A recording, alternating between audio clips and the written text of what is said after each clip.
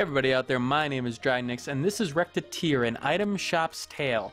It is on sale this weekend for the Steam anime sale for 75% off for $5. Is it worth it? Yes it is.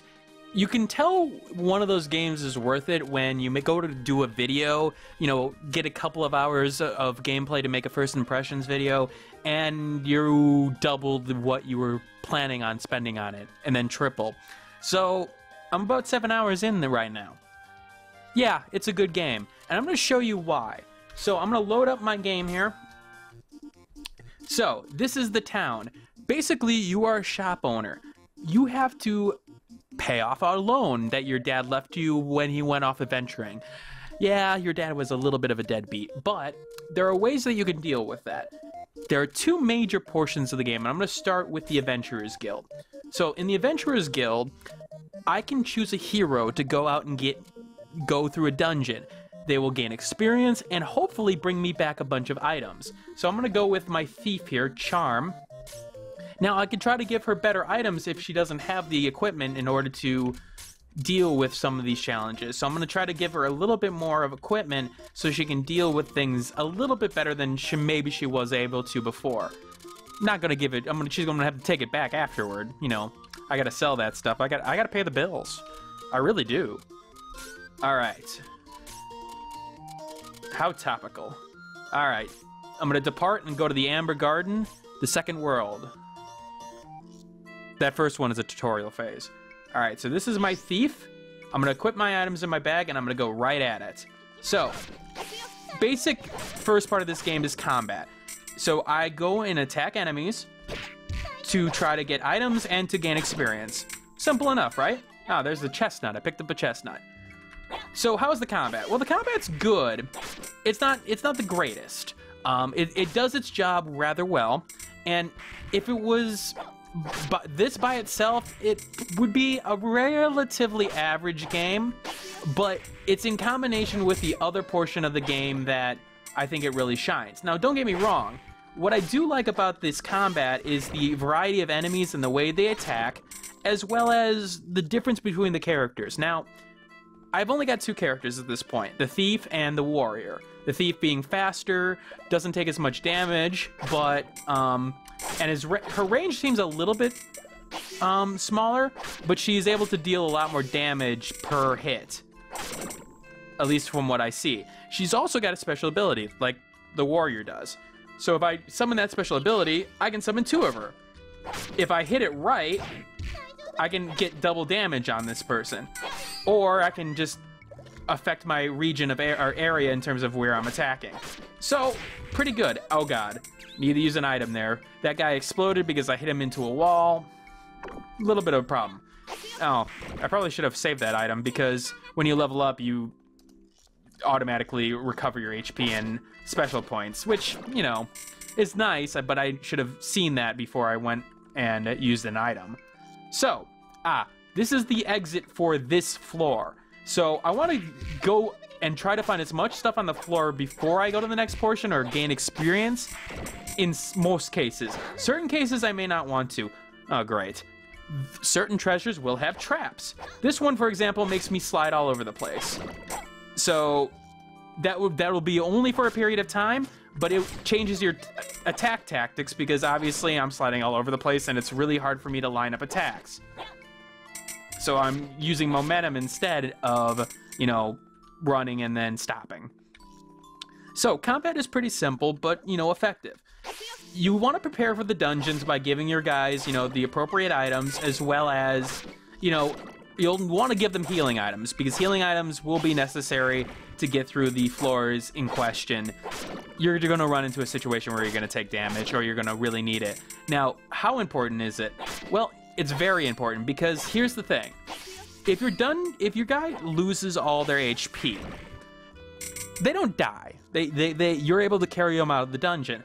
But the big problem with that is that any items that you had picked up and brought into the cave, and I'm not sure on the ones that you brought into the cave in question, but I'm positive with the items that you gathered. I'm pretty sure on the items that you brought into the cave, you can only take back one item. And that my friends, is a problem, because what is the goal of this game? Well, to pay off a debt. How are you going to do that? By selling a bunch of items to make money, to make more money, to pay off that debt. You can see the problem there when you lose the entire ability for you to pay off it, when you lose all the items that you could have possibly sold. So, very important that you don't die. That's normal in most games, but in this game it's in particular important because it's not like you die, you do get some of your items back. You can reload a save point, but some people may actually say, okay, you know, it was worth it to get that one item, which in some cases it might be. Maybe you got an item that was so much better than everything else. Special events can happen on these dungeons. For example, there, experience gain is double. I definitely want to stay in this portion as long as possible. Having to use an item, use a lot of recovery items early on here that I didn't want to. So, experience gain is doubled.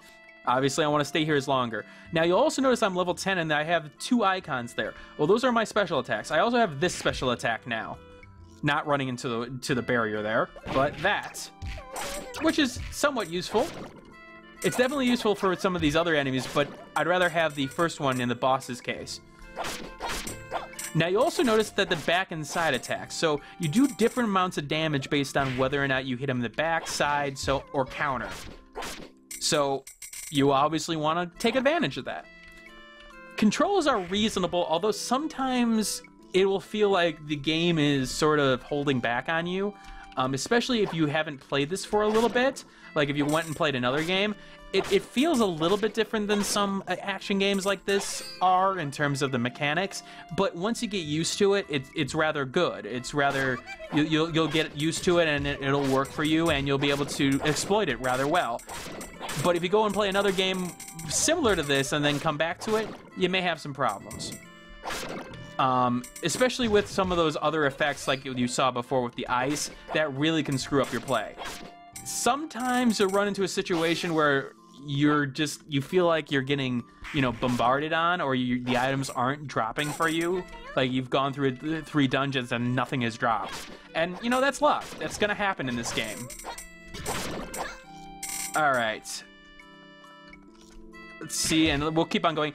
You'll also feel like an idiot when you keep on running your guy into a wall like that. I think that's only with a thief, though, right now. I don't think I can do that with the warrior, because the warrior can't run like this. Oh, hey, a sword. A long sword. Okay, reasonable. Enemies have a variety of attacks, which is good. That keeps the challenge fresh for most of these cases. These dungeons are randomly generated, I believe. At least I haven't noticed a pattern in terms of, you know, playing this section over again. Yes, I'll play this section over again to try to get a better recording out of this, because I wasn't happy with the first one. And then the second one I was happy with until I noticed that the audio and the voices sort of were overpowering compared to everything else. So this is Run Yourself into a Wall in Rock Simulator, if you haven't noticed. So, what about these floors? Defense power doubled for everyone, so everyone's harder to kill. Okay, so what about these floors? Well, every 5 floors is what I call a subfloor, or a subsection of the dungeon. So every 5 floors you'll be able to go through, and on the 5th floor you'll either have a boss fight or you'll have the treasure room. In that boss fight, you know, if you defeat them, you have the choice of continuing on in the dungeon or leaving the dungeon, able to come back at that certain point, and taking the items with you. Now, here's the thing. One of the things that is annoying right now, and I'm not sure if you're going to be able to... They hint at it, but I'm not sure if you're able to actually do this in the game, is increase your bag size, because you'll run out of space rather quickly if you're gathering all these items that you're finding. I'm pretty sure I'm going to run out of space rather quickly right now, so in that case, you can keep on going and find maybe more expensive items, or you can just leave and take the items that you've got right now, which I found to be rather useful. Most of the items you get, especially like these ingredients, see, I can't carry anymore.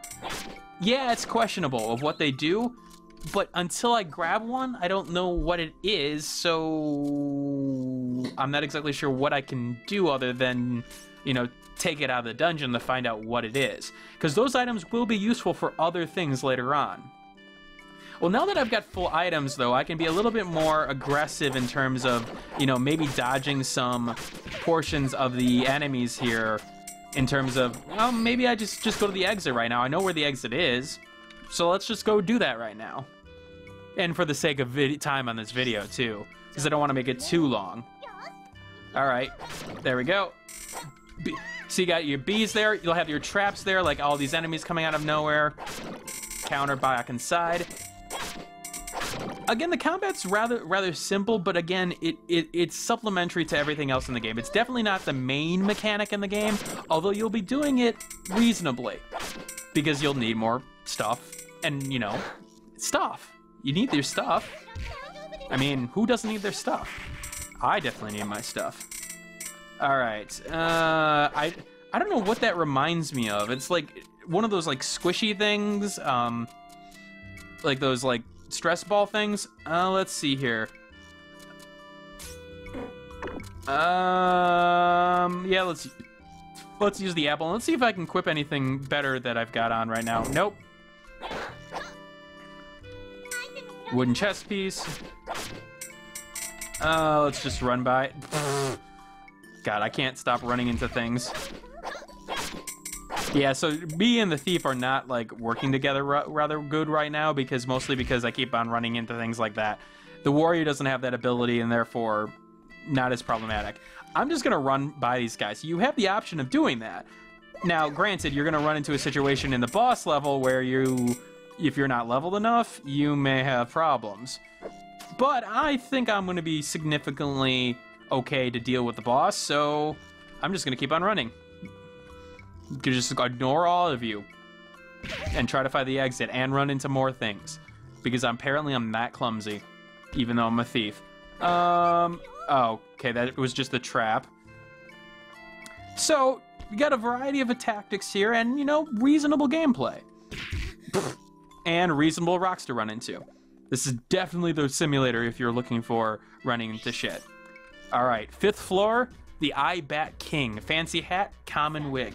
Now, I definitely want to use this ability because the way he attacks, you'll see here, he charges up stuff, and I have multiple ways to hit him if I get the right angle on him.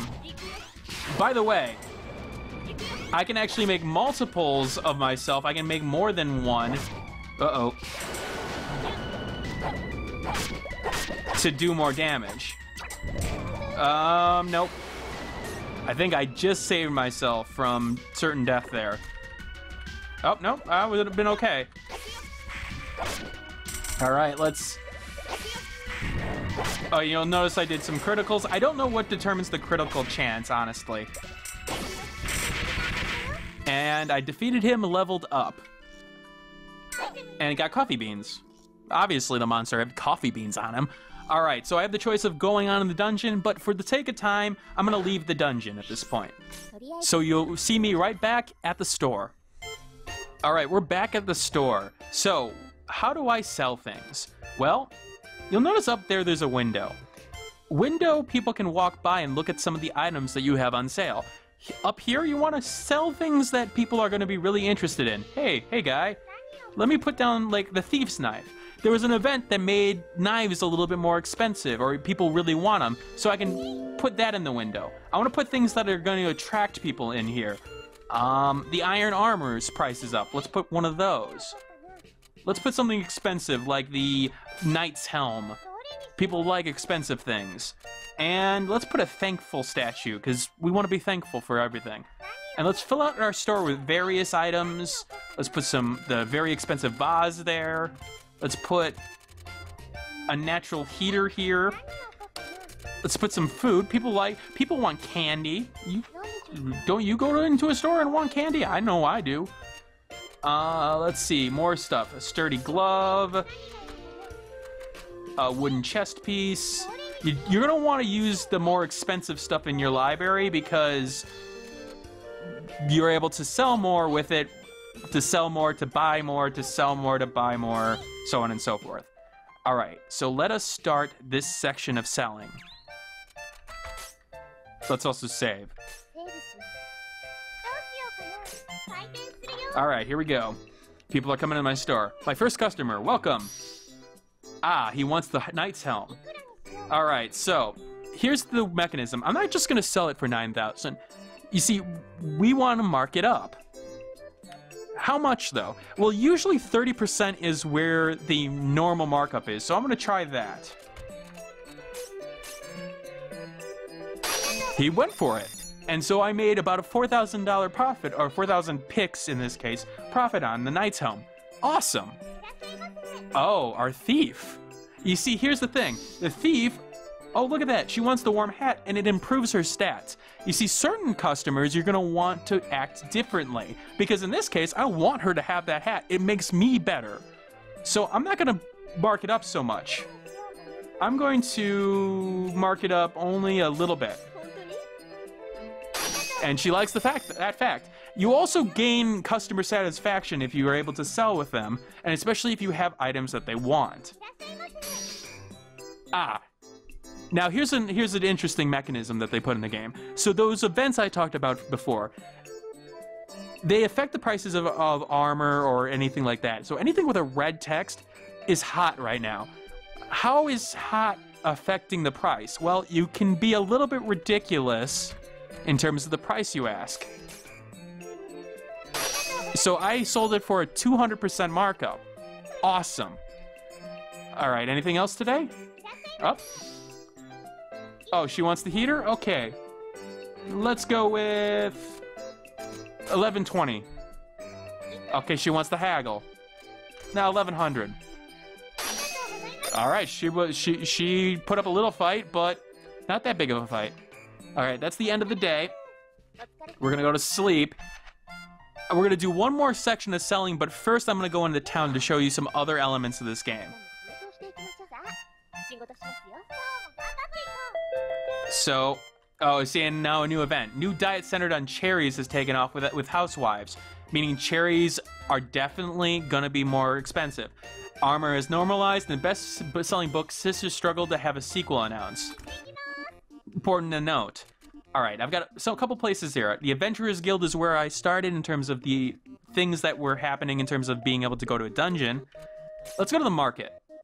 Market, you can find some of the random stuff that you may need to upgrade your items or just to be able to sell. They'll also have some books that you can sell, like, for example, Jordan's Lament. And it's a good mixture of items in terms of being able to complement things that are in your store. You're also able to buy maybe better flooring or better walls. I'm going to buy some resort wallpaper here. And I'm going to buy some wooden counters. I think that means I can, once I get to a certain level, I'll be able to actually put more counters up. All right, I'm going to leave, and I'm going to go to the Merchant's Guild because I want to show you guys that too. Because the Merchant's Guild has more of the weapons and everything like that, but in particular, they have this fusion option, which unlocks at a certain merchant level. What does that mean? Well, if I have the right amount of items in terms of the ingredients and the base items in question, so for example, like a cloth cape. Oh, wait a minute, let me go back. Let me go back and buy that cloth cape I saw here. Because, you know, I was able to know that I needed that. Fusion. Let's go and find that item again. Ah, I can make a Sprank 1 cape with a cloth cape and a special inkwell. Let's do that. Now I'm making a Romantics cape, which is even better and will sell for a bit more. Notice that price, 10,000, as opposed to the 1,000 I paid for it. Definitely worth it at this point. So, you're going to want to come back to the fusion portion. As well as, you know, more stuff for your place if you need to spend money to make money. So I'm going to just buy some stuff here. I'm not going to overpay for these guys because the purchase price is through the roof. Just going to buy a bunch of stuff. I mean, you got to spend it to make it, man. All right, let's go back and to our little abode and let us move things around here. Okay, the Thief's Knife is still expensive enough. Let us put on... Let's put a baked yam here. Let's put the cape that we made, because, you know, we just made it. It's gonna be popular. Let's put a parade helm. Let's put a steel sword, and then let's put a practice lance. All right. Also, I want to change my walls. Resort wallpaper. Make it, you know, open and free for people. All right, one more round of this. Ah, my thief's back. Oh, she wants to sell this. So, same mechanism as before. And the idea is that we want to buy this at a low price to sell high. So I'm going to actually offer her around 50 to 70% of the price.